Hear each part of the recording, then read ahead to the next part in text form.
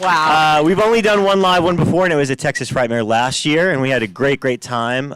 For any of you that are, I recognize a lot of people, and you all talk to us, so I know most of you sort of know what our show is, but if you don't, we're a weekly horror talk show that's on Geek Nation, and it's hosted by myself, Rob Galluzzo. I was with FearNet and Icons of Fright, Rebekah McKendry from Fangoria, and Elric Kane from Inside Horror, and he owns a fine establishment in Los Angeles called the Jump Cut Cafe. We hope I still own it. By the way, a couple days should have burned down. Elric Kane coffee shop. Yeah.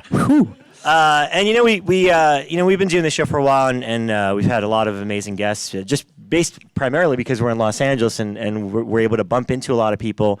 I mean, a lot of these guests go to Elric's Cafe because they live kind of in the area. So it's always been fun to make it interactive. And for this one, we wanted to bring a really good friend of ours and an actor that we respect a lot. But he was unavailable. So we got AJ. Yeah, no, Pat Healy was not available. He's not there. So, he's on the shirt over there. He's on the shirt.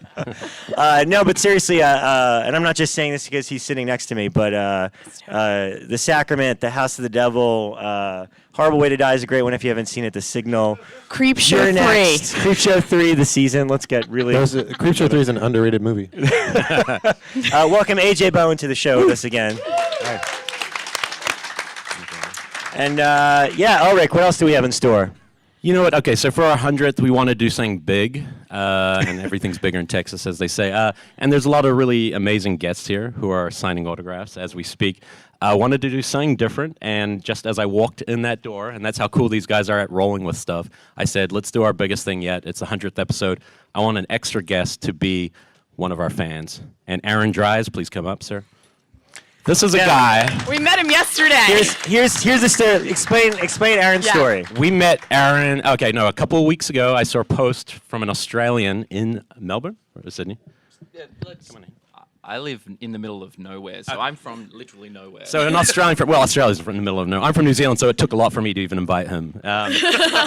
And he posted that he was coming all the way to America and that he wanted to go see Jump Cut, the cafe I have. He wanted to come to Texas Frightmare and meet us and go to other. He's doing a few other things, and he's a writer in his own right, a novelist.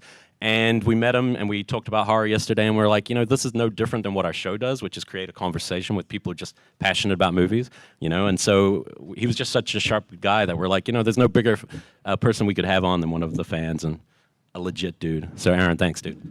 Thank you very much. Thanks for coming up. I'm very happy to be here. It's awesome. And I'm not going to actually let him use my mic ever, so I might actually have to hold this one. But we can fight. Yeah. You guys can knock it back. So, Becca, what are we talking about? Because we're kind of winging this. Yeah, so what we were going to do today is we're going to do a couple of kind of controversial topics in the film industry. Controversial. So things that, because what we do on the show is we mostly just like to generate a discussion about the horror industry. I mean, we obviously all come from kind of different backgrounds in the industry. And a lot of times what we do on the show is interview people, but we wanted for our 100th to just be kind of things that we're passionate about and kind of discussions on what makes it important to us, where we see the industry going, what some of the current controversies and discussions are that are happening in horror. And then we were also at the end going to open it up to questions from our fans. So as we're going through, we'd be thinking of questions that you guys would like to ask on air, so you guys can all be part of the 100th episode as well. And this guy can ask anytime, so you can just pop in. You're part of it. Oh, I'm just going to literally just wrestle the microphone off you. You're going to have to. It's Elric. So, There will be blood. Back off, Fuzzy. Yeah. All right. So we actually have a whole bunch of topics, and we're going to narrow it down to 2, which we probably should have done ahead of time. 2? Just start. Start. So I think that the first one we were going to do was the plight of the indie industry. Kind of the plight of the indie You framed that with the word plight. Now we've already. I know. It's already like a thing beforehand. Well, how do you want to tackle this? Because the thing is, I mean, look, a lot of the films that we see every year, at the end of the year, everyone does their kind of top 10 horror list or whatever it is. And most of the time, it's kind of like the little indie movies that end up being the ones that stand out. And when you go back in time and think about it, it's like Halloween was an independent movie. Texas Chainsaw Massacre was an independent. All the greatest horror movies of all time were pretty much little indies that could. So I don't know if there could be another Halloween in today's day and age, or a change. So in terms of like that was a movie that opened small and then kept going from town to town and kind of opening big. I guess maybe It Follows. It is Follows, part of I'd that. say. Paranormal definitely. and stuff. Paranormal Oh, activity. yeah, but that I got know, picked but up that and got like a huge P&A wash. $2 million with it. to promote the movie. More and than all that, I would think. But no, we just thought it'd be interesting to talk about those type of movies, and of course, AJ works in that world. And there's a lot of challenges you probably don't think of when you go to a movie. It's like you don't care that it costs $50,000 or $2 million. You just want to see a good movie. And sometimes there's a lot of challenges on both sides. So I guess is that what we're talking Yeah, about? because I mean, well, when we were looking back at our films from last year, and even the films that have really kind of made waves for this year so far, they're not studio pictures. A lot of them aren't. They're small ones that have kind of emerged that people are championing. Things like It Follows and Spring and What was the last even studio film you liked? I mean, The Conjuring. Conjuring. Last can't- studio. I liked last Oculus, studio horror film. but even Oculus Oculus isn't That's an really indie, studio. though. Yeah, That it's got picked considered up. an indie. Yeah. So yeah. Yeah, most of the movies that end up being studio films anymore, what you're really talking about is studio distribution, because for the most part, they're all independently financed. So, like what happened with Your Next, or on a smaller scale, but with a bigger return, is what happened with It Follows. You know, they're a movie that's made independently, and they go on the festival circuit, sales reps or acquisitions people for usually boutique arms of studios, like Tom Quinn at Radius for the Weinstein Company. They'll see something somewhere and they'll offer a licensing deal. And then what happens is they didn't pay for the movie, which they could have very easily, because it ends up being, most of these are south of $1 million, which I know still sounds like a lot of money, but when you're talking about a couple hundred people being employed for something, and then you've got to, once the movie's shot, pay for people to be working 12 hours a day, like working on editing it or color correction or sound or anything. That is all taken care of, and then you get into the marketing game, which is where they really drop the money. And so these studios have the ability, with the way that the movie industry is now, they have the ability to drop $25 million to ensure a strong opening weekend, at least for their demographic. And then that, in turn, will allow them pretty much, for genre films at least, almost exclusively now, theatrical runs are not for making money. They're for free, essentially, cross-pollinating marketing to sell those on VOD or to sell physical media, which is becoming less and less. And then there are distribution people now that don't even do physical media deals, that just want your movie. We ran into a really hard time with The Battery, because we all saw it and we loved it and we wanted to advocate for it. And those guys, it was their first movie, and pretty quickly, I started talking to them and said, I know people at these places that we've had movies at, let's talk to them. And then we found out that they had given away their digital rights. They had licensed their digital rights to Film Buff. And these days, and I talked to everyone that I know. I talked to Magnolia, and I talked to Anchor Bay and Oscilloscope and everybody. And the first question they asked was, well, do they still have their digital rights? And we would say, no, the movie's actually been on iTunes for a few months. That's how we saw it. And across the board, they balked, because that's the only way that they can get money. There are very rare occurrences where a distributor will really believe in a movie so much that they will go, we're not going to have any money. We're not going to make any money off of this, but hopefully we really believe in the movie, and so we want to advocate for people seeing it. Magnolia actually did that with House of the Devil. It wasn't their movie, and they didn't have the physical media rights to it, and they didn't have VOD, and I think that was one of the first movies to actually go video on demand. MPI had that, but Magnolia loved the movie so much that they said, okay, well, we'll be responsible for getting it into theaters, which basically says, okay, we're going to spend $500,000 on this movie and never see a dime just because we like it. But that's really rare these days. So, can I ask you about something about Your Next? Is it was like a firecracker the one time it played in the festival, and then it was a long delay. Is there a different way that you think that film could have done even better in terms of how it was put out instead of the big, a big push? It depends what you're talking about. If you're talking about financially, absolutely not. This is very phallic. And if you're talking, box office-wise, But mostly just no eyeballs. way. Is there another way you could have platformed it and toured it? Well, or- definitely more people saw that movie than any of the other ones, because, and it was very strange for me, as, I've talked about it a lot, as like an indie kid who's used to spending at the most, like the biggest movie that I've worked on has been about a $4 million movie. But for the most part, we're making movies for under $1 million. And that one was, I think, before we had to get into deliverables, around $800,000 for that movie. And Lionsgate acquired it for a little bit more, and after deliverables are done, it's going to be a break-even event. It's not like they're, and when they say bidding war these days, what they really mean is that there are like 4 or 5 people that are willing to distribute the movie. They're not fighting each other. They're not foaming at the mouth over the next Yeah, that Blair rarely Witch, happens because anymore. I've been in like 6 movies where they're like, this is the next Blair Witch, and then we make $100,000 in the box office, and they get pissed, and they spend a lot of money on it.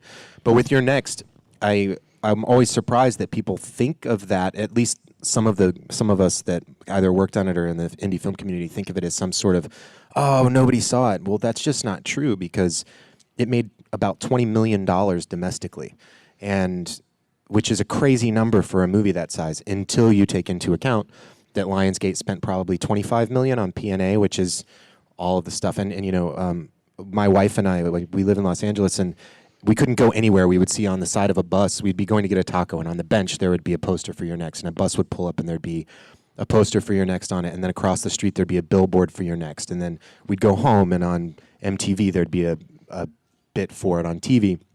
And all I kept thinking about, and we've talked about it before, all I kept thinking about was there are so many filmmakers who could have made so many movies for the cost of putting one poster on the side of Hollywood and Highland. And it just seemed... Or for the cost of that Lou Reed song for the trailer, right? For the trailer, which is funny because, you know, when we Their did song the Signal... is incredible in the movie, though. Yeah. When we did the Signal, there's a little $50,000 movie that nobody ever saw. We had check it. Anyone seen The Signal? See, Oh, thanks. see, you're in a good Anyone. crowd here. Yeah. So we had a cover. We had a cover of Perfect Day in that movie, and because of the way that movie was structured, that ended up being a character in the film that played over and over and over again. And we went to Sundance with it, and I think we'd already requested, like, what are the fees for paying to cover? We didn't use Lou Reed's song, but Lou Reed said, I don't like horror movies, so no. But we didn't know this yet when we played it at Sundance. So when they found out that we were the big acquisition that year at Sundance, we then got to pay Lou Reed $200,000 to not have the song in the movie, and it was a $50,000 movie. So Magnolia could have dumped us, and they didn't, and it just took forever, and it was completely heartbreaking to remove a character from the movie and spend 1.5 years replacing it.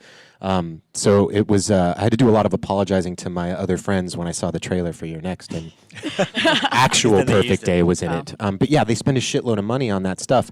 And in terms of the time that it took for the movie to come out, people think that Lionsgate dropped the ball. No, what actually happened was Lionsgate merged with Summit, another distribution company. And the way that, like, and most people are savvy these days, so I'm probably not saying anything you don't already know about the distribution process. But Lionsgate, all distributors lease out theater space across America to AMC, to whoever. And they do this 2 years in advance.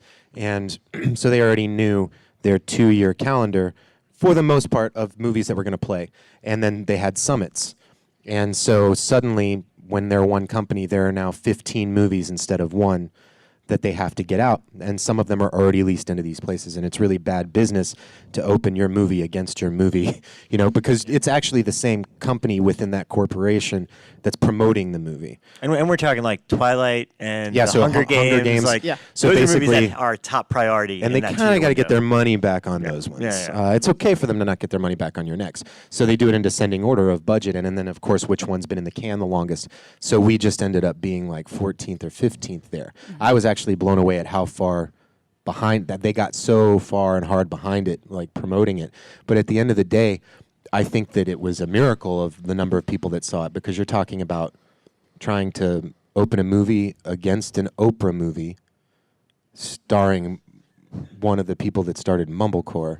And just, and it's like, well, it's these little indie kids that are going to improv their way Some through a movie. movies just look like they're just going to crush on like streaming. I see Your Yeah. Next as a film that would just be huge on Netflix. You know, Well, And About this Dick is- will we be don't huge know on though. Netflix. Like Yeah. they don't tell us. Yeah, we you'll don't. never They don't hear have to those. report those numbers yet. Yeah, and this is one of the not reporting is a big thing that we're seeing in the industry right now. This is actually a really fascinating time in the film industry in general, just because everything is in this kind of crux point where everything's transitioning and no one really knows where it's going yet. But because of the emergence of VOD and digital, the physical media side of the entertainment industry, people are declaring it dead now. Like if you go in and talk to some of the distributors, they're like, we're going to stop making DVDs within bought the a next DVD decade.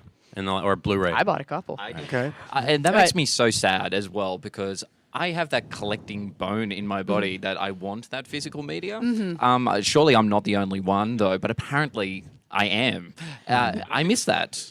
Yeah. But there's still, I have to say, like companies like Scream Factory, I mean, they've definitely are like even Severin or Vinegar Syndrome in there. They've cornered the market with these kind of collectible movies. They're films we've all seen Evil Speak before, but they re-release it, make it really pretty, clean it up, and add some really cool special features to it. And that's something that we as collectors want. But as for like the Walmart, like the movies that you go in and see at Walmart where, you know, it's just a whole bunch of different horror titles, none of them really stand out from the rest of them. It's just shelves of titles. Those are the ones that most of the distribution companies are saying that they're going to fold within the next couple of years, just because at this point, they're getting far more hits and views off of VOD and iTunes and things like that than they ever would off of just pick a film up at Walmart or Target or something like that. But because of that, they don't make as much off VOD or Redbox or Netflix as they would have off of selling you a physical DVD, which is why we're suddenly seeing budgets drop. It used to be like the average film in Hollywood, if you were making a $5 million movie, that was considered to be a micro budget. And now a $5 million movie is like, it blows my mind. They never get made. 90% of the films I see coming out of the genre, I would say, fall into 750 or below right now. And it's creating the question, which is like one of the things we want to talk to AJ about, which is like, how do you make a career now when the residuals, the money that filmmakers, independent filmmakers and independent actors working in these films would have made if their film got into Redbox or Walmart, when you eliminate that part of the income, you know, how do you cobble together a life and keep doing this as an art, you know? Yeah, well, they haven't monetized that part yet. So it was never a part of our income. Yeah, okay. No matter how much, it used to be, we would get points on a movie if they were low budget and they can't pay you. And this happened with Signal. We did a movie for $50,000 in 10 days. And back then there was no VOD, and we didn't know anybody. We hadn't made any movies yet. And so we just sent it off to Sundance because that's what you do. And it took scrounging money to be able to pay for the application fee, the submission fee for it, just to be able to send it. And then it miraculously got in, which is a different thing now. That's also changed too. And it's sometimes hard I try not to talk about it because like getting to be on the inside of that indie world, pretty much now I can tell you who's going to play those festivals because they essentially have a vouch, and now everything's so intertwined. There's still some discoveries, but for the most part, the people that program festivals now are also producers. And so when you live the festival circuit, if you get into that circle and you deliver a movie in time, you're going to get a more fair shake than a new person starting out. But back then, you would sell the movie and there would be points on that. And you would deliver your movie, and after the cost of delivery from that company, they would cut a check, and that's how we would get kind of paid for the movie. So I got paid a little bit for the Signal, and it didn't happen again because what's changed now is that when things go theatrical, it's very hard to get, as an actor in a union, you don't really see anything from that. You can get box office bumps if you have a great agent that will then, say that if your next had actually made $25 million, and you were one of the people whose agent negotiated a deal for you, you might have gotten basically a bonus check for performance. But the only way that you make money for a while as an indie actor is off residuals, and those come from deals that are made for preemptively for selling on iTunes or licensing it to Netflix or to cable, and those they used to based on the box office performance. So the rate goes up, the better that it does, and then we get paid whether or not people watch it, and then after a couple years you renegotiate your contract to continue licensing it. So now there are no points for making a movie, but you hope you get a residual check eventually. And what ends up happening more times than not is you don't end up seeing any money from that ever, because these are mostly corporations that are putting the movies out. And as a corporation, they own all the companies they would normally pay to do things. So they're paying themselves to do their own work and then charging and billing us as filmmakers. So it's like we have to create the poster. Jim's going to create the poster and he works for me, but I still have to pay Jim to create the poster. So which, therefore it comes and out. I apologize for being indelicate, it's pretty fucked up because typically as a filmmaker how you want to sell your movie. So we knew, and we also know talented artists, and not just people in front or behind camera. You grew up with talented musicians. You grew up with talented photographers. And in my case, I grew up with people that wanted to do literally every department of film, post and pre and principal photography for it. And so we didn't get to pay the person who would do the art for the one sheet that we would take to a film festival, but there was a lot of thoughtfulness behind it. And it's a piece of art. Someone spent time creating it. And the thing is, okay, well, we can't offer you money, but people will ask us about this poster, or they'll ask us about this piece of music, and we'll be able to tell them who you are, and you'll come to the fest with us. And then another filmmaker that has money will be able to put you to work, and we'll put you to work when we have money.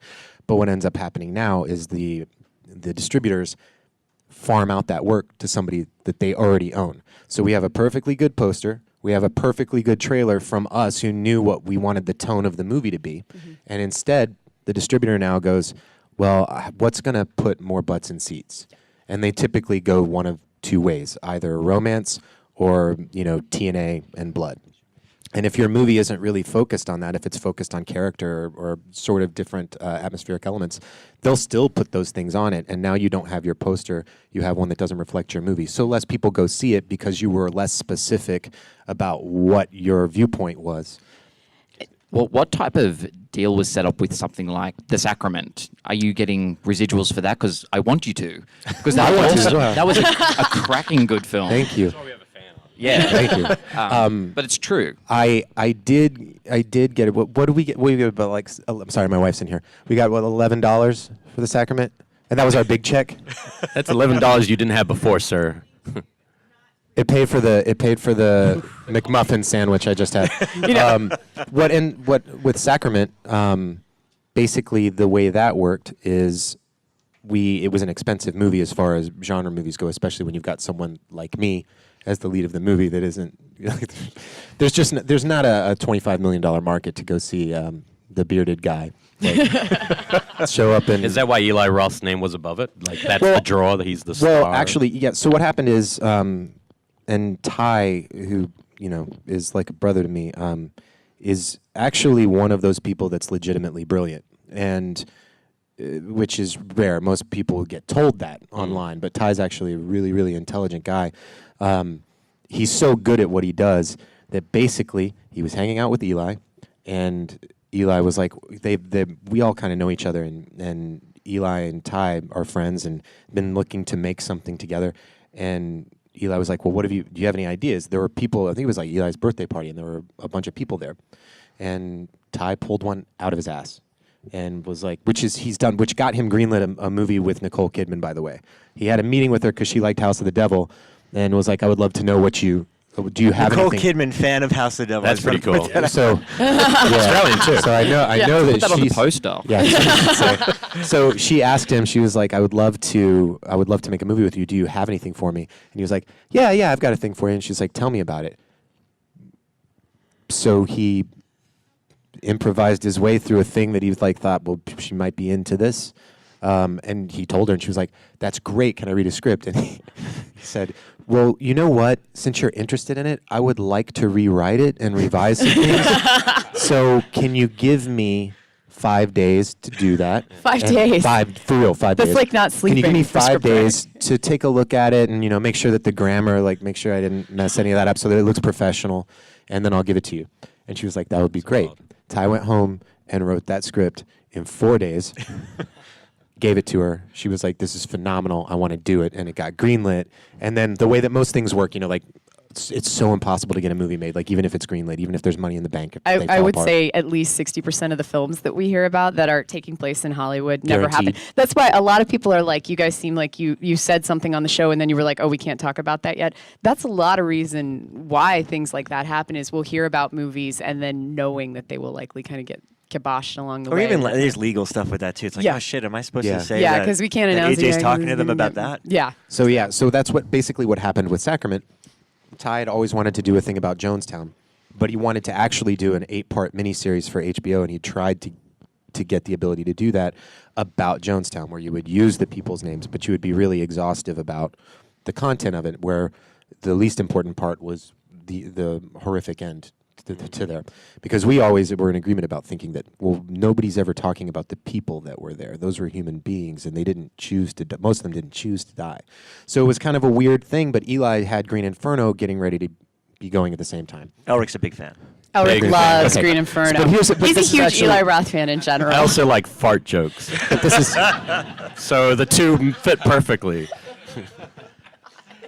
I love you, Eli. The sound effect. I appreciate it. You won't be listening to this, but if you're listening to this, Eli, Elric does not speak for the rest of us Yeah, that's right. I necessarily. think he was okay with Hostel too. So of it. so Okay. basically, and this happens a lot actually. There'll be two films, and there'll be one financier, and they'll say, okay, well, we'll give you, let's say Ty and I maybe could have gotten 1.2 for Sacrament, because from the outset it was going to be, Ty's directing this movie, AJ's going to be playing this vice guy, and that was all that we knew for certain, and there was no script yet. And Worldview, who was getting ready to do Eli to finance Green Inferno, was like, okay, so instead of spending $6 million and getting one movie, we'll spend $10 million and we'll get two, which sounds like you're still breaking even, but you're not really, because you're setting up two different LLCs, and one movie can absorb the other's cost if one goes over, and then if one goes under, it basically can help one another. And this is a very frequent occurrence in the independent film world. Yeah, so basically, it's slating films is the term, where you're doing 5 films all in one swoop with the same budget, so that way if one completely tanks, you can use the other one to offset that. and on the executive level, you have the same people, which also helps, because then there's less lawyers and there's less emails and less conference calls. So basically, the idea was Ty and AJ are going to make the Sacrament for $3 or $4 million, and then at the same time, Eli's going to do Green Inferno, and Eli was never involved in the actual production itself.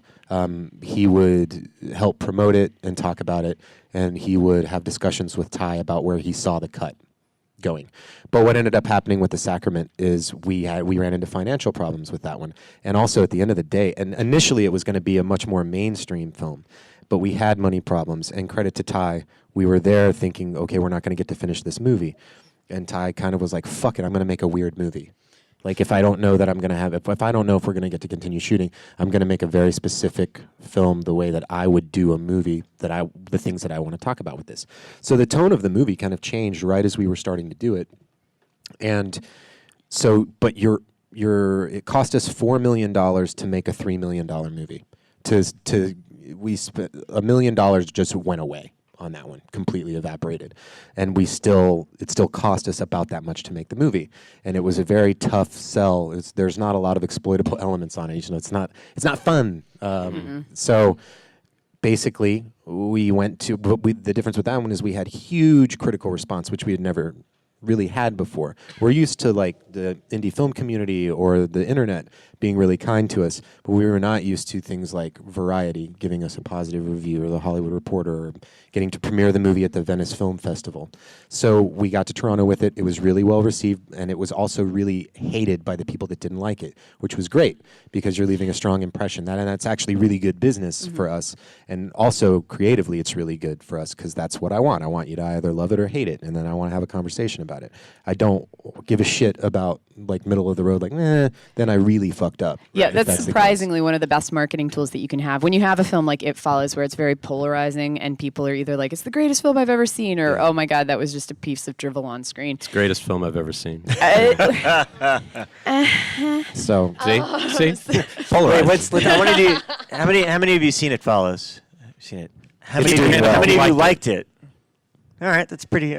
And what about the Babadook? How many saw Babadook? Okay, so I love Just the Babadook. And how many you liked it? as the resident Australian in the room, I think I get to ask that question. How many of you liked the Babadook? Because I really loved it, and I saw that in the cinema back home in Australia, and it was packed house, and the sound was fantastic, and I was really, really unnerved. So people liked it because the impression that I get is it's incredibly divisive. See, and that's what we saw with a lot of our friends, and I have to say it was a weird one because Elric and Rob and I all agreed on it, which rarely ever happens. Usually if Elric likes it, it's like a guarantee I'm going to fucking despise it.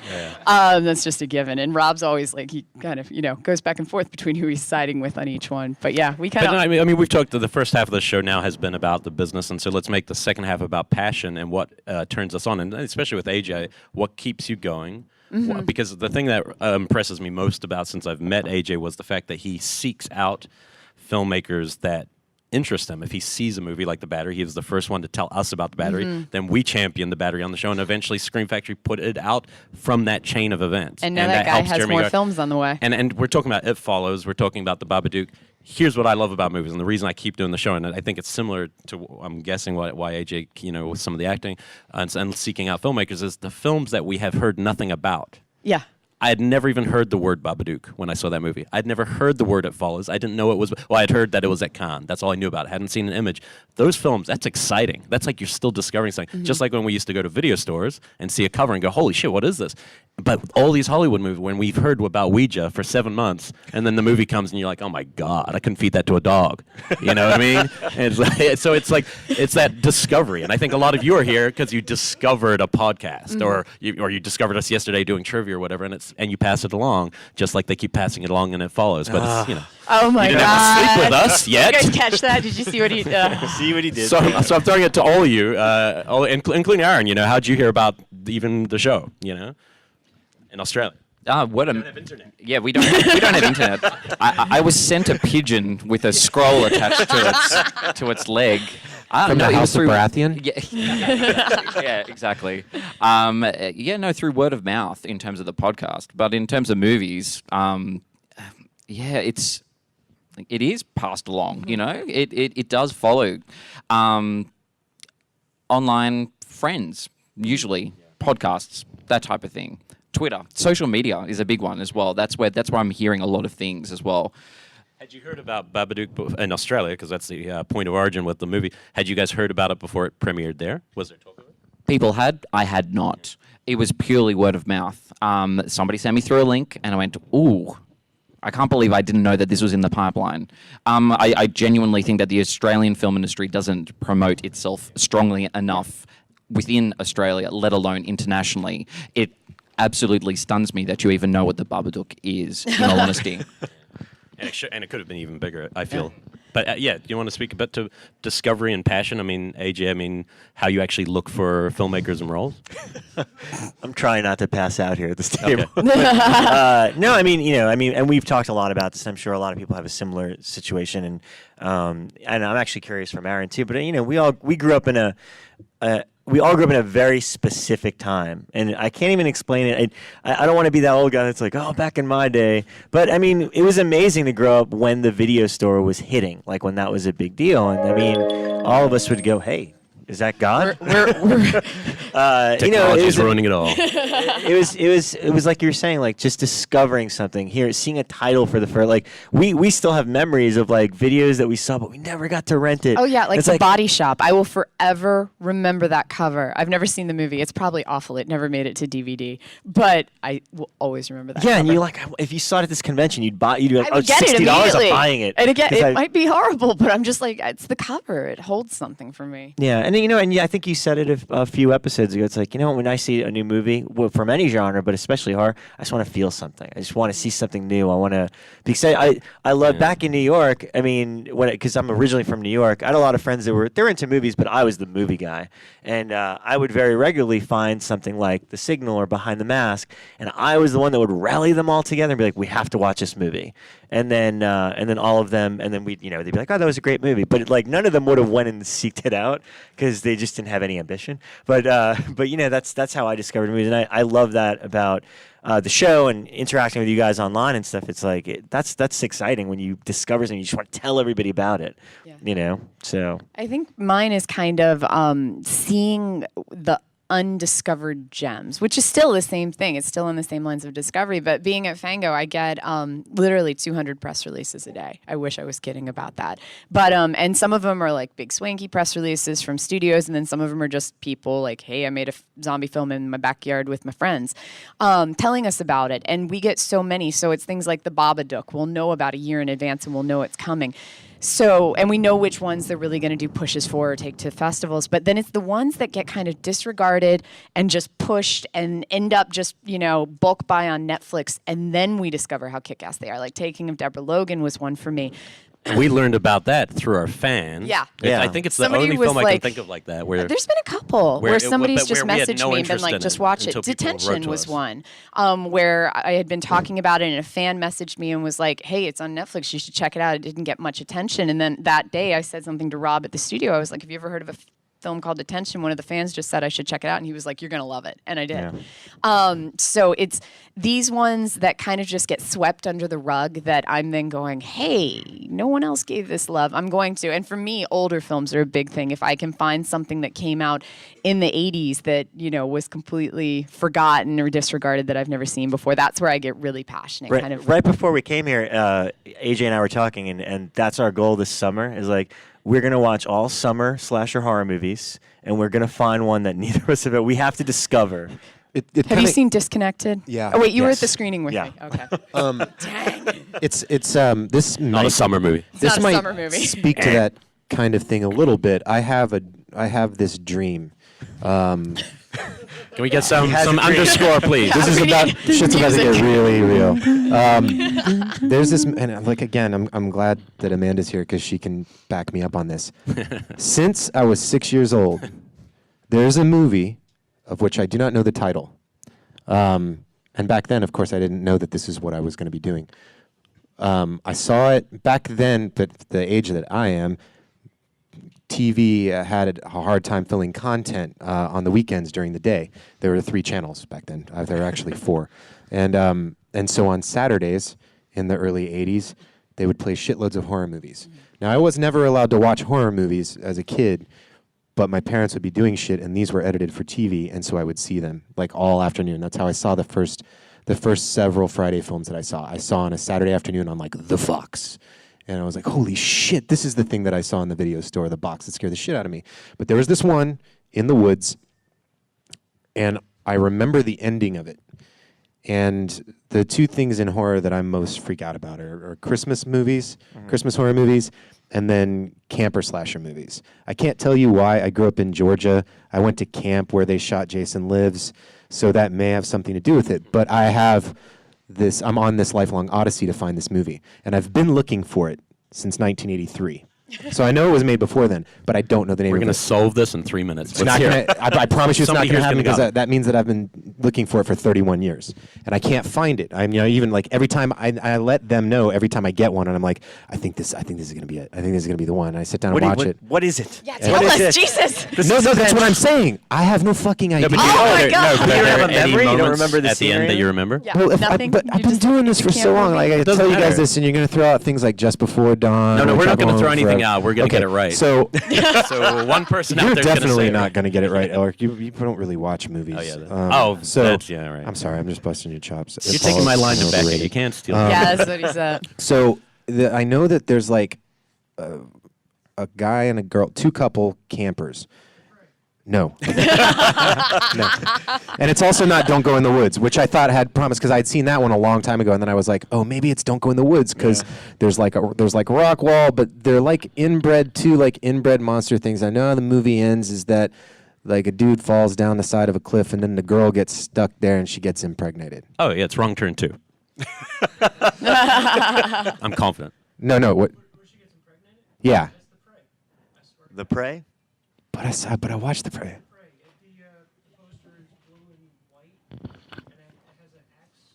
I'm doing a thing. And that's how it ends? If that's how it ends, I'm going to suck your dick. Oh, yeah. For one moment, could Amanda please leave the room? We have a promise to fulfill, and it involves I'm going fellatio. to check. I swear I saw that movie, but I'm going to check. That I love that. If this is If the that case. is- if that ends up being the... Do you own a record player? I do not, but I have records. Okay, well, He's if that gonna ends send up you being good the stuff. case, I'm going to find out. And if that ends up being the case, I'm going and buying you whatever you want from the guys selling vinyl. This is the reason we Wow. did this episode today. but not anything, like one thing. Is that okay? I'll pay the pallet. I like he turned to his wife. He's like, "Is it okay if I buy this guy something?" So many fans have that, I've discovered. That one, like, a memory that they've grasped onto of, I can't remember where this came from. And I had one for the longest time of an alien that was extracting pure protein and weaving it into, I'll call it kind of hanging sacks. And I could never figure out what it was from, but it scared the crap out of me when I was a kid. And somebody eventually told me it was an Outer Limits episode from the 80s. And I ended up watching it again, and I was like, oh my God, it was like a song had been stuck in my head for 20 years, and it finally left. It was kind of And I saw amazing. Krull in 3D. Krull was never same in thing. 3D. No, I saw it in 3D. No, you didn't. You Fuck saw all Metal y'all. Storm. But that's 3D. Krull Only was one. never in was never in 3D. 3D. Okay. It was glorious. I don't know what you saw. No, but that was what I mean. mismemories are interesting too because they get mixed up when you're little. you know. I mentioned that for a reason other than Other than to be solved. we're now in a monogamous relationship. But I mention it. I mention it You because ladies should- yeah. that is the exact thing that I found in my friend's basement. That's what made me start loving horror. Was it would be this shared experience that not everybody was into, and then you get older and you find out wherever you live that you're a freak for the area. For at least in my case, I grew up in Georgia and was like, I have different thoughts than these people. I don't fit in here, and I would have a couple of friends, and then I get to college and I find a couple more people like that. We start making movies together, and the reason that Rob and I are so close is because it's the exact same thing. We found each other in New York and had that conversation that you do when you become friends with someone when you're 9 or 10 years old. You start quizzing each other on movies. You start talking about them, and you start finding out that you have a shared interest. And then all you want to do is be able to show this person something that they haven't seen that means something to you. And you trade that way. You barter friendship that way.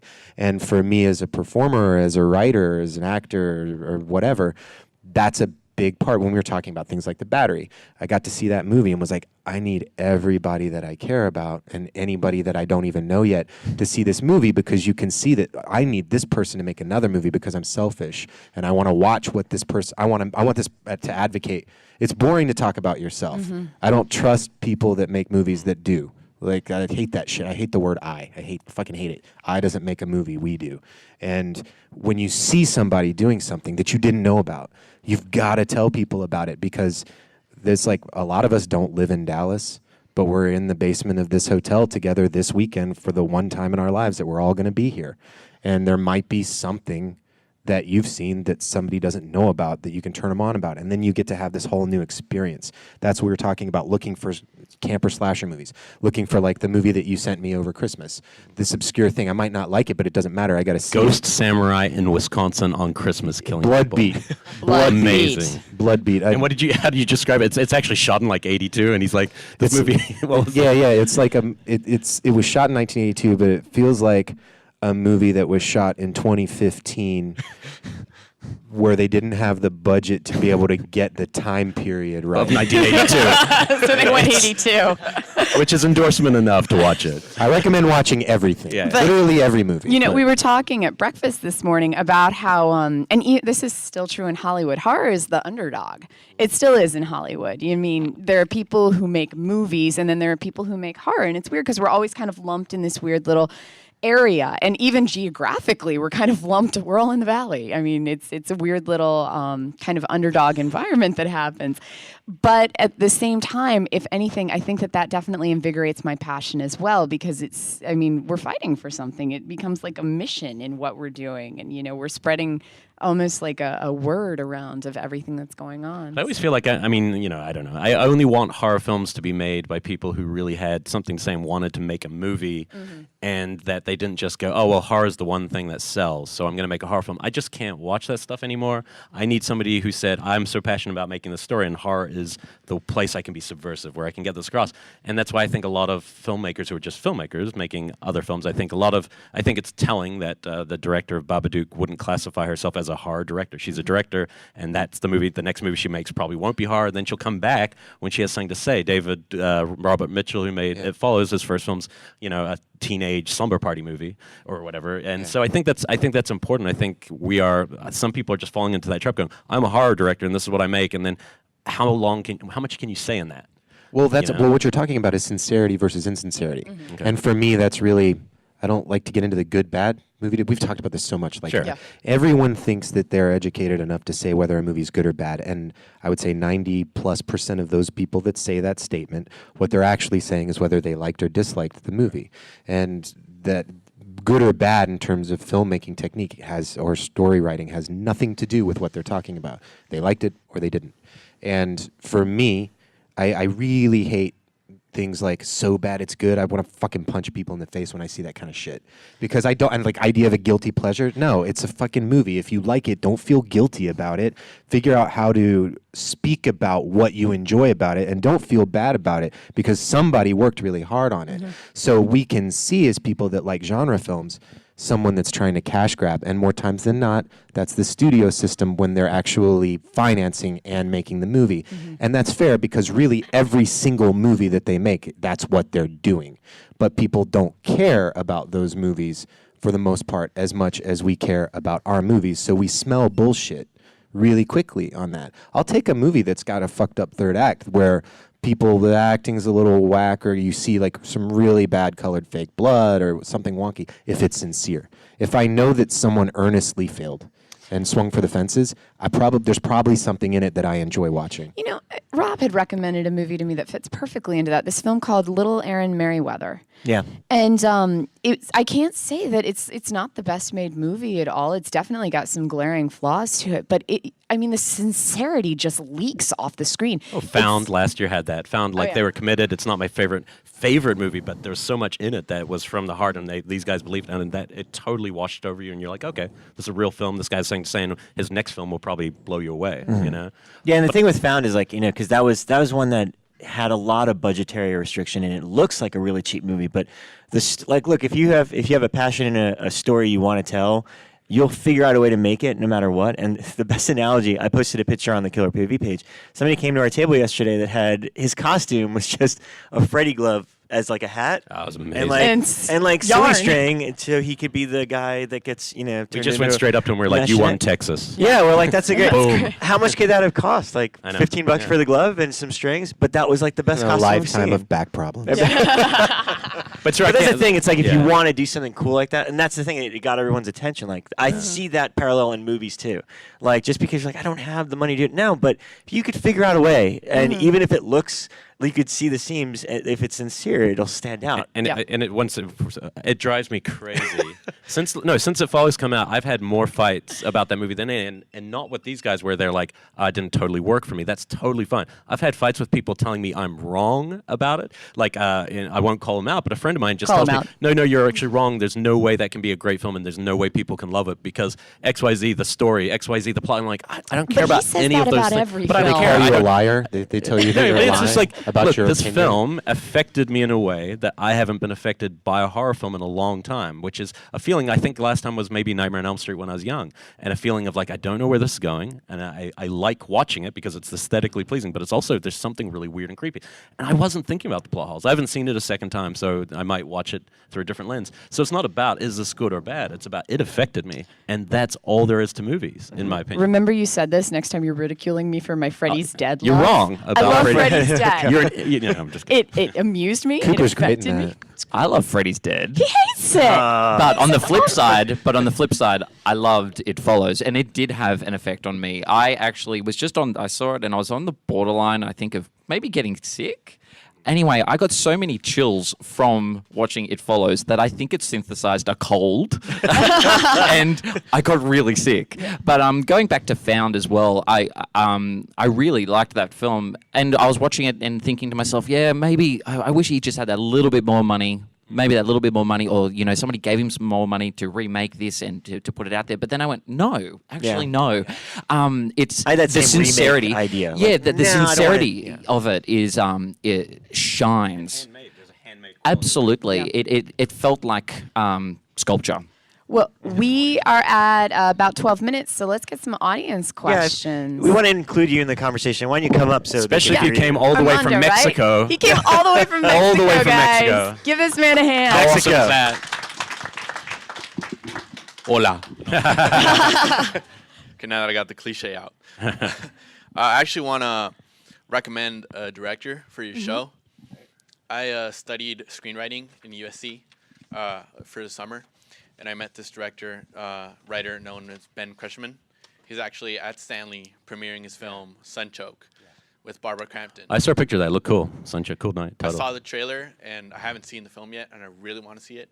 It would be like the great double feature with Starry Eyes. Okay. Oh wow. So Consider if it done. Yeah, We we will will find make this it person and put him happen. on the show. if you guys can have We'll get him him on your back with the show, Starry Eyes, so it's like the ultimate double feature Yeah. episode too. I want to recommend that guy to you. So Excellent. I want to put a shout out for him. Okay. Very cool. Thank you. Thanks so much, man. Anyone else want to comment or say anything? Questions, comments. Don't be shy. Come on, We're long-time open. listeners. You've Come been sitting on. there pent up. Yes, over there in the corner. Over there Right first, here. yeah. Hey, come on up, man. Look at that What's your T-shirt. name? John. Show them your T-shirt. He's wearing Pat Healy. It's Pat Healy Or shirt. it could be AJ Bowen. He's We don't supporting know. independent film. Yeah, so my question was, it's not really a question, but kind of a suggestion. You guys are all kind of in the industry, and you know, like great actors like AJ, and you do like short films. Like I've seen all your short films. Have you guys ever thought about just kind of doing your own thing and like creating, like say, like a production company where it's just all of you guys and your friends? Because it seems like you have a lot of talented. Because I know at the Jump Cut they do the thing with the screening, with the scripts. And have you ever thought about just all, because you do music and you do acting and everything, so have you guys ever thought about that? I like the title Killer of course. POV Productions. Yeah. We've of course thought about it. Yeah. This is a very, very complicated issue that I don't know. It's just, how do we answer this? Well, I mean, I think we could do something all together, but we're also really different. I mean, our tastes are really different. It's amazing when three people, and people don't know, some of you we've mentioned, I mean, I had never even met Rob. I hadn't either. Yeah. I knew about each other. We knew about each other, but we weren't friends before this. We didn't met know once each other. before our first episode, and he tried to tell me about it. I was like, nope, we'll do it on air. Yeah. Yeah, We'll get to know you and that way. so this could have all gone pear-shaped after 10 episodes. And Yeah. the first couple, to be honest, felt weird to me a little bit, and I hadn't really done radio, and then just, you feel each other out. And then eventually your personalities, even though you're all very different, something works. Something keeps us coming back every week to want to talk about movies together. We're not being paid to do it. There's a reason to keep coming back. Yeah, I mean, we would love to pool our resources together and make cool shit, but We're all trying to make films And or Yeah. music. Yeah, honestly, we see it with a lot of our friends in LA who will try to pool resources and work together, and a lot of times it ends very tragically, sadly. Yeah. And sometimes it works out great, but a lot of times, I mean, that's the quickest way to kill a friendship in LA is make a film with them. So That's kind of what I do for a job, is pretty much the people that I've worked with, we continue to work together. And pretty much it's sort of like the same talking about, like Jeremy with the battery. My job, or the specific, if I'm acting in a movie, my job more than just at least equal as playing a character is advocating for that script, and by proxy advocating for that set of filmmakers. So if I do my job, best case scenario is they get to make another movie where the budget point and the visibility point boxes me right out of being able to do it, so that they go get famous people that will then allow them to keep making movies and hopefully get health insurance. But that's kind of what we do, for me personally, I recommend it as long as everyone respects the business part of it, because one of the things I love about film is that it's art and commerce, and finding a way to responsibly marry those two things is wonderful. And if you can find people that you do that with, then you should continue to do it with them. yeah, Let's do a couple more. I saw one over here. Oh, yeah. Oh, right here. there. Come on up. Hi, what's your name again? Dustin. I was wondering, are there some movies that when you first watch, you initially find yourself not liking them at all, but then you realize the more you find yourself talking about them, whether or not they were even good or not, or whether you like the experience of watching them, just talking about them made the whole experience worthwhile. Like for me, It Follows was actually one of those. My wife would greatly disagree on that. I found myself, I was like, I didn't really like that when I watched it, but then the more I kept talking about things and questioning, did the pools have any meaning at all, or were they just pools? Like if they were really relevant, sometimes do those things make a movie better for you? I mean, I also just know some movies, if they actually, I think what he was talking about earlier about love or hate a movie is, polarizing effects is actually a good thing. It's if I have a visceral reaction to a movie, even a negative one, something happened, and then maybe it touched something. And the one for me growing up was Cronenberg movies when I was young, not now.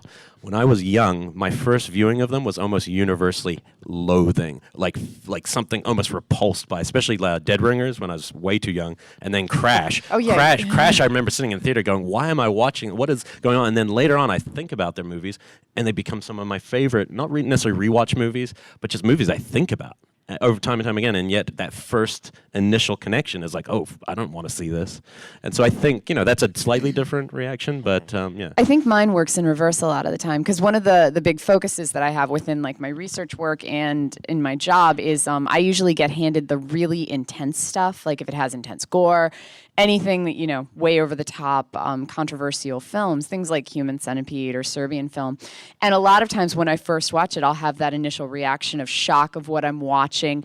And that kind of manifests itself as, oh my God, I was shocked. The filmmaker did something there. It must be good. And then it takes me a while to step back and go, you know what? That really wasn't that good of a film. Besides, if you take the shock outside of it, I did that with The Divide actually last year, where that was a really intense film. And the first time I watched it, I was like, oh my God, that so affected me. I was like crying at the end of it because the world was ending. That's not spoiling it by any means. That's not a spoiler. It opens like that. Yeah. It opens like that, so you know what's going on. But it took me a while, a couple of months actually, before I was just sitting there one day and I was like, you know what? Outside from that, like tugging at my heartstrings, it really wasn't a good movie. I heard somebody call it theater of cruelty, where it was just like it's mean to the audience for 2 hours, and therefore you have like a reaction to it, but it's just not. Somebody might like that. That's the weird thing. There's something weird for everyone. But like with Serbian Film, something like that, where I watched it and I was like, oh my God, this is so shocking. It affected me, and I gave it a really positive review. Now a couple of years later, I still look at it and I'm like, you know what? Even if you were to take out all of that horrible visceral stuff, it's still a well-made film. Like it still has some really. It's I'm pushed to say it, but it's got beautiful shots. Yeah, So. and I don't buy into the whole. It's the plight of the Serbian people presented on film stuff. I don't take the altruistic message by any means, but just as a film, it's got. I like. There's the a Alice dude in walking Wonderland. around the convention hall with a T-shirt saying like, "I love Serbian film." I just passed him and I was like, "That's cool." Well, the only thing I wanted to add about that is I think that changes all the time, just depending on where you are in life when you see a movie. Like you're a person, like again, like we could all go see a movie, but we're all going to react to it differently because of our personal life experiences up till that moment that we walked in the theater, and that happens a lot with classic films, like. Some of the classic stuff, me and Elric like to space out. Like we don't like to watch it a lot. It's because it has such a profound effect. But a movie like The Shining, like it fucked me up as a kid, and I only watch it every couple years. And every couple years, I have almost a slightly different opinion on it. I know AJ for a fact. That was the one that I was going to mention. Like, and then one day you just watched it on a plane. No, but that speaks to all the stuff that we were talking about. Because when you're talking about like, well, fuck you, It Follows sucks, It Follows is great. What's great about that, and what's great about coming here, and what we were talking about becoming friends with each other, is the conversation. The conversation about the movie and each person's perspective about it. And so the conversation is what makes me more times than not go back to a movie that didn't connect with me. Especially if I know on a technical level that's a really well-made film, but I wasn't into it. I didn't like it. If someone, like Elric and I do that all the time, we often have very different opinions on movies, and then we'll start talking to each other about it, but not in that like anachronistic way. Like we'll just be like, well, here's what I had an issue with, and then I go, oh, we really need to watch that movie again. And for me specifically, when I was younger, I always had a hard time with Kubrick. I just was like I have a hard time when there's a sort of an emotional detachment from a filmmaker. And so when there's something that's emotionally stiff or cold, I would typically, even we're talking like 6 years old, I'd be like, no, I prefer E.T. And I remember watching The Shining and being like, fuck that movie, which is one of the dumbest things you could ever say. And I had really good friends that would tell me, you're high, you don't know what the fuck you're talking about. Like, it's one of the best horror movies ever made. And I'm like... Not one of the best adaptations, but... Well, I'm not even talking about it. Let's just talk about it as a movie. We'll just talk about it as a movie. And I'd be like, get the fuck yourself, you don't know what you're talking about. But because they were my friends and I respected them, even if I didn't agree with them about any movie, I would try again. Because for me, what's very important is, I think for all of us as film lovers, is to allow our tastes and allow ourselves to grow along with it as we get older. Stuff that I didn't connect with when I was younger, I connect with in a different, more profound way now, and vice versa. And so I would always go back to The Shining every year or two, and I would try to watch it, and I'd be like, so fucking boring. It's so boring, which is funny since I make movies with Ty. And literally, I tried like for 8 years to watch this movie. And then one time, I just wrapped shooting a movie in Atlanta. I was on a flight. I had the DVD with me. I would always travel with it and be like, oh, I'll watch it again. And then I never would. And I was on a plane back to LA. I popped it in on the flight with my headphones in, and I started watching it and literally had that moment. And we've had this before with other movies, too, where I went, holy shit, have you guys ever seen The Shining? It's like one of the best horror movies ever made. I can't fucking believe this. And then I would turn to the children on the plane beside me and be like, have you seen The Shining? This is a fucked up movie. And then I got home and I would watch it again. And now I would put The Shining in like my top 5 horror movies. What's great is that list can change. Yeah, as we can always change. We've got to almost wrap, but I wanted to let Aaron. Aaron gets final question. We're happy to keep answering your questions after, but they need the room. Aaron is our special guest. He's going to ask one thing, and it'll be super quick response. Okay, well, I guess broadly speaking, firstly, a comment. The thing that's really great about the podcast is that it, to me, simulates the experience of going to the video store. I want that as our tagline. Yeah, it's because that doesn't exist anymore, sadly. And like you guys, I long for that. This is the simulation. This is the modern day equivalent of going to the store and browsing through the tiles and having that person who is at the front desk saying, hey, this is awesome. You should watch this. Or this is slightly out of reach. It's on the top shelf. You have to kind of reach up. That's great. But the other thing that I wanted to touch on is there is no such thing as a guilty pleasure. So I was wondering, are there going to be any more drunken debates? Because the drunken debates the most are controversial awesome. episode For those of you guys who don't know, But on quick note, big news. Stay in your seats. We just told we could have an extra 30 minutes if we wanted. And we want it, right? Yeah. We don't want another We just told. So we were rushing to get out, but we're here. So you guys have are welcome totally to get bail. it. But we've talked about doing another drunken debates episode. But in last time, for those of you guys who aren't like complete and total experts with the show, I guess it was probably about our 50th episode or so. It was about halfway through. I think it's like 42 or something. Yeah, we did an episode where we brought in some of our filmmaker friends from LA. It was Dave Parker, Mike Williamson, and Brian Collins. Brian Collins. And we brought these people in because they tend to have really strong opinions on movies. Like Brian Collins will tell you that My Soul to Take is one of the greatest films ever made. And he will stick on it and say there's no arguing with him. And Mike Williamson is the same way about a number of films. Like The Mangler. There, at least he's not saying it's a guilty pleasure, right? Yeah. He's No, saying, I love I My love Soul to this Take. film. And then he's And right. so we had this episode, which we called the Drunken Debates, where we each had to bring a number of films that we think legitimately are really good films that tend to be kind of disregarded by a lot of people. Like I said, Phantoms was my choice. I know. Everyone still laughs at me. Affleck was the bum in Ending's that. a little weird, but the first part of the movie, I still stay, is a great horror film. And we got really drunk to do it. Because of it, it kind of became, I'll call it an expert episode. Like you really had to know what was going on ahead of time, because the drunker we get, we all start really talking over top of each other. That's the one. He was slurring so bad in that one. And the drunker Mike Williamson got, the angrier he got, so that he's like yelling. But I know. We're wasting time. Yeah, I know. But I was listening to that anyway. in my car, and I had it turned up really loud, and I was at a stoplight, and it was just swearing after a while, and I actually wound up my windows because this little old lady was looking at me like, "What are you listening? What is going on in there?" But we've talked about doing one again, but this time, for that one, we brought these films we wanted to champion. For this one, we were going to talk about overrated films, which goes back to what AJ was saying. Most of us have one film that everyone else in the world thinks it's amazing, but for some reason it just never gelled with us. And I've talked on the show before about how mine's always Exorcist. People, I know, right? People All right, you love guys this can film. leave. It's going to get ugly. Just turn your And back. I know everyone loves Exorcist, but for some reason for me, it never materialized. And I mean, I guess I didn't grow up in a religious household, so for me watching it as a kid, I was just like, it's a girl tied to a bed. What, you tied her up? She's not going to do anything now. And so it never hit in my head. Did you miss the scene after that where her head spun around and she puked vomit all over the priest? Because shit happens after the Like time. the spider walking down the stairs Okay, scene was sorry. scary, but that wasn't even in the All right, original all right. cut. So, But we're it's hesitant if to we do an do underrated because our show Overrated. to be overrated is because we're trying to make a Positivity. positive show Yeah. where we're not cutting films to rip. We We're don't like actually to crush championing them. things and talking about why they're interesting. So if we did overrate it would have to be kind of like still championing. The other people would have to be championing. Championing. I'm going to help you out, Sure. Rebecca. I'm going to help you out. Okay, here we go. And then everyone's going to get super pissed at me. Mine's Chainsaw. Really? Sorry. I make these things so I get to have an opinion. But no, it's the same thing. But I'm not speaking to the thing as that's what's important is that, like, you're wrong about The Exorcist and I'm right about Chainsaw. No, but for me, but everybody gets to have those things, Like for me, by the time I saw Chainsaw, I'd seen a lot of horror movies and I was like, at that age, I reached a point where logic was more important than emotional impact right then. And I watched it and I was like, this movie doesn't happen if those idiots don't go in that fucking house. Leave.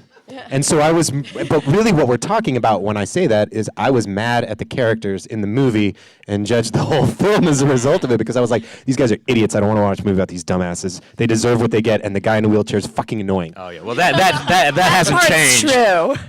But what's great is that it still had that strong response. Raspberries. But it had that strong response, and I've watched the movie like 100 times, so I really can't say that like I've watched it 100 times since, but it still was one of those things at the time. I would be really quiet about it for a while. I'd just be like, no, yeah, Chainsaw. Yeah, it's so amazing. Yeah, it's pretty fucked up how those people just didn't leave, huh? Well, I want to open it up again because there were a few more hands Yeah. up there. And also, I want to call out to Anthony Vega right there.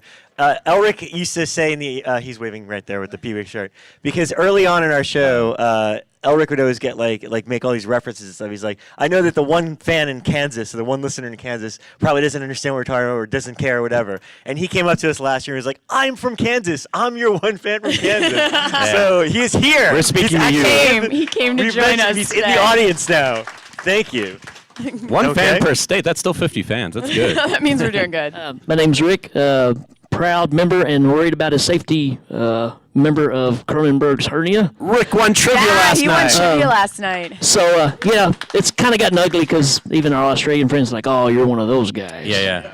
So, but just going back, even talking about with Texas Chainsaw and what you guys talking about in general, but I think what we miss now in just the handful of movies that we do get is it's that thing that you carry with you afterwards. So had an example this week of where I work where I let a guy borrow Dead and Buried. And the guy's like, wasn't crazy about the movie, it's kind of cheesy. He said, but days after, those things kept coming back, things that I saw that really disturbed me. And I think it's those things we always kind of carried with us, going back to trying to figure out what that movie is. And that's what keeps you going. Well, it could trying be to partly find that because new horror's thing. a lot of it's generic, but then there'll be a couple subversive things in it. So it's a generic story where people are taking photos and people are disappearing, and then you get to the end, and there's weird robot things and corpses, and that part gets under your skin. So you might not have loved the movie, but something in there burrowed in. You know, Something stays with you. Yeah. And you know what else to that I would say in this modern era when I've even turned my phone over a couple times being here, and it's just weird because I'm happy to be here. I'm still looking at my phone to see that nobody texted me. I highly recommend, if you don't do this, trying one night a week to step away from the computer, turn your phone off, and put on a movie, and just actually in the house, that be the thing that you do. Like, because I can be bad about that. I have the iPad out. It can be something that I'm into. It could be something I've never seen before, and I'll be like, this is really great. Did anybody put a move on Chess with Friends? and it makes us ADD, and it makes it really harder to make that kind of connection. Yeah. That thing where you go, well, I don't know if I was into it, but I'm still thinking about it. I've started doing that at night. I'll go through Netflix Instant, and I'll pick a movie where it's like, 11 p.m., putting the phone away. I'm making a cup of tea. I'm going to watch this movie for better, for worse. And I've caught some real turds.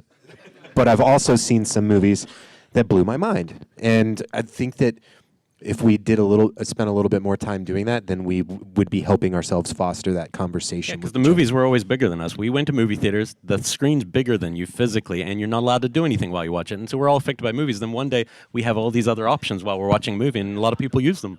And that's not the same experience I anymore. have So that I think you problem. did right. I'll end up thinking about watching trailers on iTunes for an hour and a half. I'll start going through them. And then I'll be like, we've got the 5G, so it should be fast. And I'll be like, it's taking so long to load up. when I was the kid that was around before the internet. Yeah, yeah. Dial-up used to Yeah. take an hour and a half on Yeah, it's all AOL. changed. And I'm just like, it's 10 seconds. Come on, just fucking play the trailer already. I can't deal with this. And I'll start doing something else, and I'll be like, oh, you know what? I'm gonna let this load up. I'm gonna go smoke a cigarette, and then I'm gonna really enjoy this trailer. I'll jump on one more, which is what I've been doing, and I've talked about on the show. It's like, don't watch the trailer and see how you feel. I haven't watched. You will not find a bigger Star Wars fan than me of the original Star Wars. I have not watched either trailers yet, and I won't unless I'm in a theater and it plays, and then I'll probably blow. Oh, my let me mind. tell you what happens in it. The way that it starts.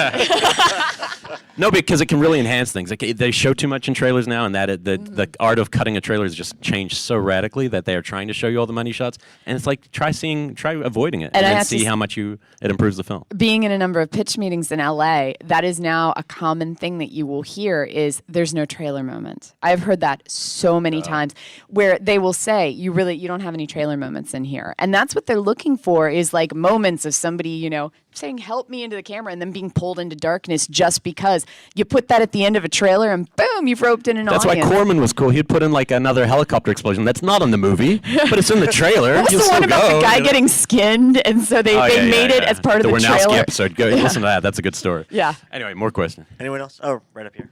Russ. Russ. How you guys doing?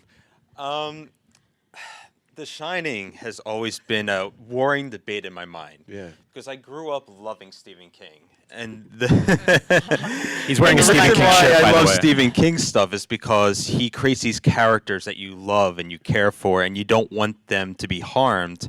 And what Kubrick did with The Shining was he took all those elements out and he just made it a haunted hotel movie where Jack Torrance is this boogeyman. And I was like, this is bullshit. Right. But if I don't think about the novel, because I saw the Mick Garris miniseries first, and so in my mind I was already like, oh, so this is The Shining. And then when I saw Kubrick's version, I was like, what? Like Jack Torrance has an axe, and that movie is good, like visually, but as characters that I care about, I don't really take it seriously. Like I think the Kubrick Shining is a comedy. Yeah, it is. Like Wendy Torrance just sits there and screams as Rob she loves goes, her. No, He has a thing for Shining. no. I just think it's funny how everyone can take something different from a film. Yeah. I see it one way, someone else sees it another, and I try to take the King book and take it out of the equation when I watch it. It's hard for me to do. It's like it's like two personalities in my brain. One personality saying it's a film, you got to disconnect it from the book. The other one's like, this is bullshit. This is the way that it should be written. So yeah, And it goes both ways too, because we're talking about expectations Right, at that point, right. right? Because when I was a kid, I saw Jaws 100 times. And then when I got to be about 10 years old, I thought, I'm going to read the book. And have any of you guys read the book? Yeah, I've read the book. Okay, so I'm really glad that I saw the movie before I read the book, because in the book, sorry for the spoilers, but it came out in the early 70s. You've had an adequate time to read it. Is an alcoholic asshole who's bald, super overweight, who hates his wife, who has an affair with Matt Hooper, and Matt Hooper gets actually eaten, and they go out and come back in every day. So they don't go out there for that one trip like the movie would suggest. And as a result of that, at 10, I was like, this book is dumb as hell. I don't like it. But somebody had to like it because they greenlit the movie. And it's so, for me as a film goer, one of the biggest battles that I wage internally with myself is going, okay, I can't watch a book. And I can't really read a movie. I can read the script, but I can't read a movie. And so that movie is basically someone's interpretation of what they read. So then I go back to, well, did I relate to it? And initially I didn't, and I still don't relate to it, but I can enjoy it. And that's why, it doesn't happen as much now, but when we were younger, all I remember is everyone always saying, oh, the book was better. And what that means is that in the book, we got to create the world in our mind and our imagination instead of watching someone else's imagination unfolding. And so we're predisposed to like ours more. There's also different ways to be pulled into a movie, and I think what you're saying, like Cujo, does exactly what you're wanting from Stephen King to me. Like as a movie, it succeeds in making us care, and then I'm pulled into the horror because I care about them. With The Shining, all I can describe from my love of that from a very young age, I mean like 10 years old, is like a hook like Hellraiser. That hook came out of the TV, pierced into me, and then it just pulls me along through the hallways with Danny. Right. And it's like this, it's a really interesting identification POV thing. It's almost like you're projecting onto the blankness of the characters. I agree, they are not emotional. Jack Nicholson's insane by the time he's in the car on the way to the job. Oh, yeah. So you're like, okay, so there's something different, but there's something at work, and I get hassled for saying this on the show, pure cinema. Oh, God. But there's nothing closer than that movie. Because it's a movie built on aesthetic, you know, not emotion. And so you're totally right. And yet there's something I cannot look away. And I'm pulled in every frame of that shit. Except some of the stuff with Scatman where they kind of break. The stuff that actually does have heart actually almost takes me out of the movie. Watch at your times. mouth. Oh, see, I Because, like no, those he's amazing. moments. But because those moments are a break from the actual aesthetic ride. So it's weird. I like those moments because I think they make Danny less insane. Because like Danny, I mean, you're from the beginning, you're seeing him like talk to his finger and everything, and he's definitely not like the strongest character to follow behind. But his discussions with Scatman make him more sincere. I have a really similar problem with The Shining, which I love. I love The Shining. However, deep down, I do love that book, and I can't. Often, it's like the great cinematic conflict of my life is that little bit of niggling regret. Just imagine if he did do it straight from the book. Because people say that Kubrick is this cold, detached, force. But he's also the guy who made Paths of Glory. There is a humanist in there. And I know that conflict as well, because, and it does exist. But however, it's you do detach yourself from it because it's so much of its own entity and it drags you in. And I watch it all the time. But Jaws and Shining are examples of, and it's based on the book, where you'll read about the making of these films. These are not directors who felt like you did. They didn't love the book. They read the book and they go, oh, haunted hotel, boom, I want it. Yeah, They buy it, yeah. and they don't give a shit about anything else in there. Same with Jaws. They just saw the thing that they could do. Ooh, there's a shark. Putting this in sort of a personal perspective. I'm sorry, what were you going to say, Russ? My other problem is that they call it The Shining, yet they only mention the boy's power once in the film, whereas the book actually takes logic from like the force of The Shining. Like, what is this thing? Like, you know what I mean? It's probably his fear of not wanting to go too supernatural when losing an audience because it gets too, True. There's very, also, I mean, from a filmmaking perspective, it's really hard to show telekinesis or power like that because, true. like, I'm scanning you. I mean, there's not much that you can do there. So, yeah, from a filmmaking perspective, I can see why they maybe would have shied away from the Shining ability a bit more than say, oh, cool, creepy shit in a hotel. This obviously isn't the same as Kubrick because Kubrick got to make what Kubrick wanted for a really long time. He would make the thing. But this happens all the time in the film industry. At least I don't know anything about the studio system other than intellectually. Like, I don't have any experience with it. But I do know about genre films in the studio system because I know all the people that they're trying to get to do them. And I will tell you that they tend to go for people, let's be real about it, they tend to go for men that don't give a shit about the series. Like, if it's a franchise, like I made a movie with the guy that's making the next Friday the 13th movie, and he knows that Jason Lives is one of the most important movies of my life to me. And he called me and said, I got a call about Friday the 13th. They're doing a new one. And I was like, if you fuck this up, I'll kill you. And I told him, okay, here's the rules, man. If they tell you any of these things, walk. Like, no found footage, no 3D. Jason's got to be in it. And I was like, if you want to blow their mind, tell them you prefer them with the pillowcase, just to see.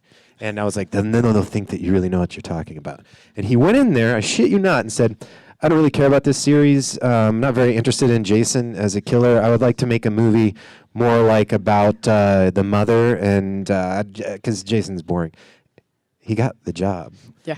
And then I called him, and he told me about this. I was like, if you do any of that shit that you said, I'll kill you. I'll literally kill you. And from there, he was like, but this speaks to usually the person that can go in and say, I'm going to deliver this thing responsibly, that isn't going to be precious, that is willing to kill your darlings.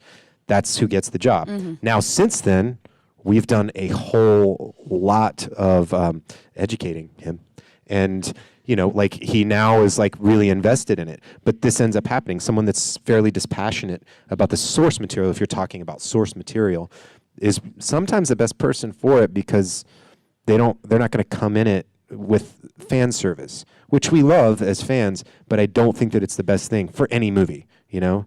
Because fan service means you end up getting self-referential, and the movie becomes about we're in the same inside joke. But that's not telling a story. That's not serving characters. That's not creating something that's timeless. That's creating something like one of those Zucker Brothers like scary movie things where you're like, that's a funny joke now. In 6 months, I'll have no idea what they're talking about. You know?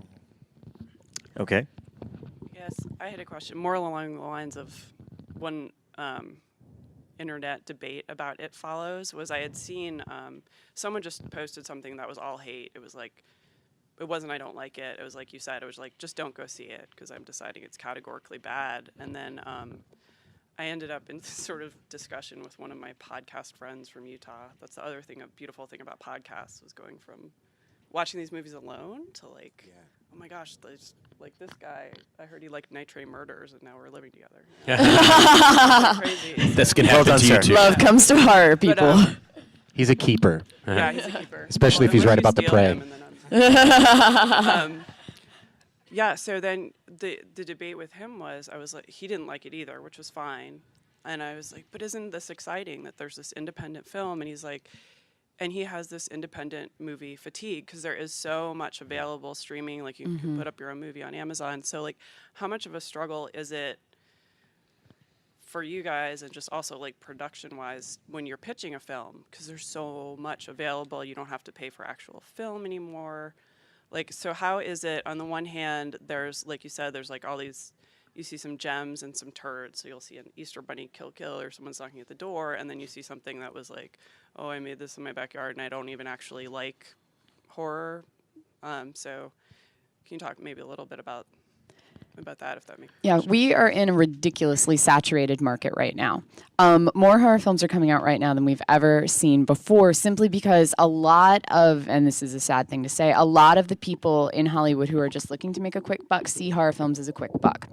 So you see a lot of these formula films, and that's what they are, as formula films, because they are made to a formula of, we see, okay, well, last year there was a big trend of people working with, found footage films. So let's make a found footage film. That seems to be where the market's heading, and we're getting extra points on witches. So if you can put a witch in that, that's cool. And then they will literally formulaically create the box cover too, based on what's trending in Redbox and what's getting good points on Amazon and things like that.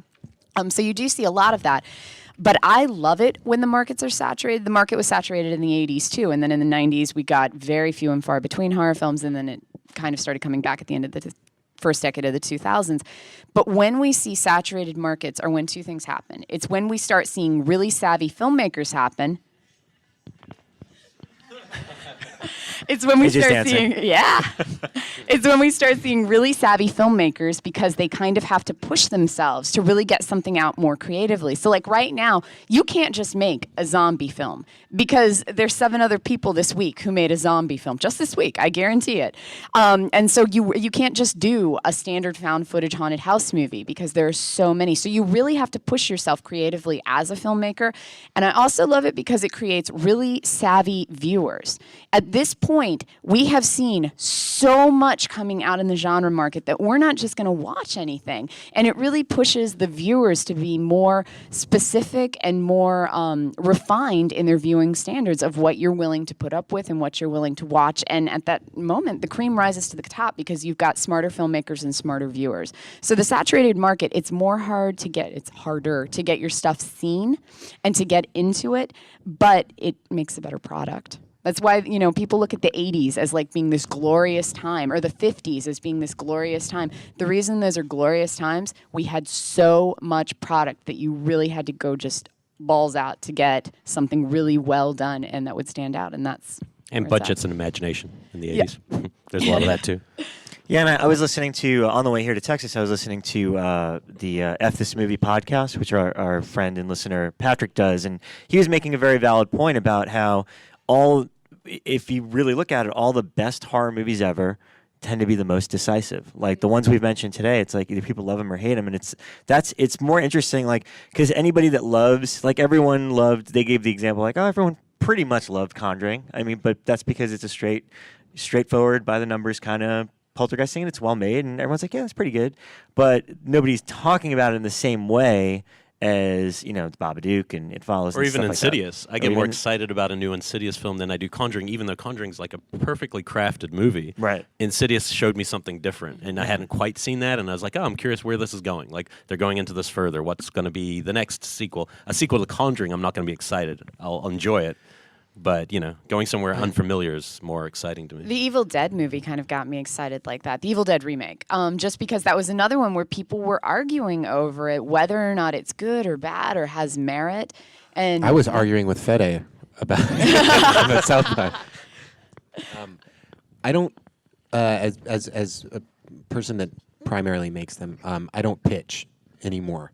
And there, you reached a point, you know, like some of us, we reached a point with around the time You're Next, and when we were making Sacrament, we were like, most of us are ending up at really big agencies like CAA, and now we get to have movie stars in our movies, and it's starting to change. So money starts factoring in. And some of us made the choice right then and there to go, you know what, I'm not going to, no, that's not going to, what's going to happen now is we've made enough movies that have made enough of a return financially that as long as I craft a story that we can execute for under $500,000, no one's going to fucking tell us what to make. And so I'd rather do that. Because then you don't really have to pitch, and you don't have to concern yourself with, I've literally never worked on a movie where there's been a conversation about, like, what do you think people would like? It's never even remotely considered. I'm sure that it has been for some of the writers at some point where they're like, you know, like I know with You're Next, they were bummed out that everyone was so bummed out about A Horrible Way to Die at Toronto, because we showed it there and people would be quiet about it. After it got done, they would just be quietly reflective and they would walk out of the theater. And they wanted to make something, because Insidious played them too. They wanted to make something that got people jazzed, and so Your Next came from that. But other than that, no. I tend to distrust the people that live in the world where they're like, well, this is hot right now, or we should do this. The only thing about that stuff that bothers me with postmodern genre films that we're talking about is that every time one comes out that's competently made now, it's the best horror movie of the century. I've literally heard people say like that about Elric It Follows writes every tagline. or the Babadook. Yeah, and I'm like, that's counterproductive to the filmmakers, because you're instantly forcing me in this modern social media age to get online and make sure that I assert that I feel differently. Otherwise, you're marginalizing my ability to think. And it's like, fuck you, I don't feel that way. When really it should be like, no, the movie's fine. People think that I'm insulting movies. My personal experience with It Follows was I was like, it's fine. Yeah, that was fine. I was like, it's fine. I have problems with the logic. Like, and that's been the whole conversation that Elric and I've always had.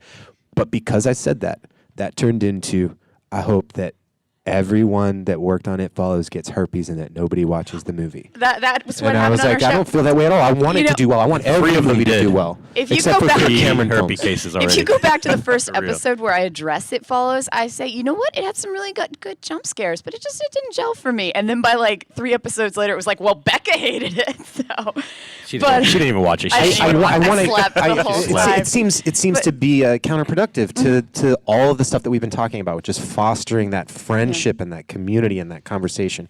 And we do it in every way. When we talk about like being at a convention, when we talk about convention goers, and then celebrities and fans. I hate that fucking word. Like, we're at a convention. There's no such thing as fans here. We're all fans. So we're just talking about shit that we're interested in.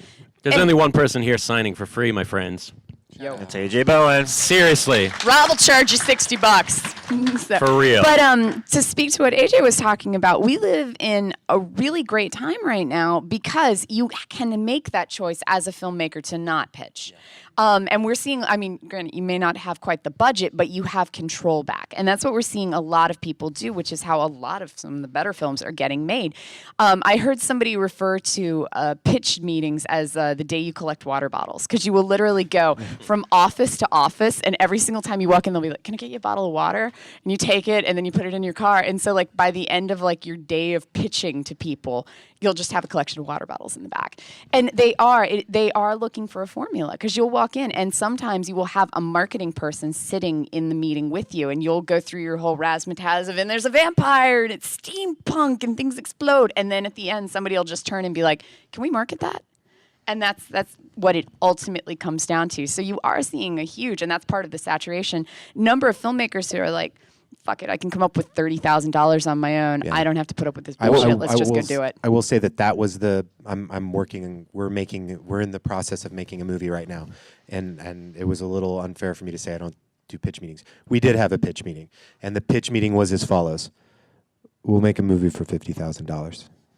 That was literally it. And they're like, cool, we'll give you a check for $50,000. And then we were like, fuck, how the fuck are we supposed to do that? We're all in the union now. This is impossible. But that was it. That was literally it. Yeah, if you give us $50,000, we'll give you a movie. From like a viewer's perspective, it's like walking into a crowded room and having 100 really nice conversations with people that you don't remember. And then there's that one person who comes up and knees you in the balls. That's kind of what that I want as a viewer. But it's so hard to find now. Yeah, but the good, I mean, It'll happen.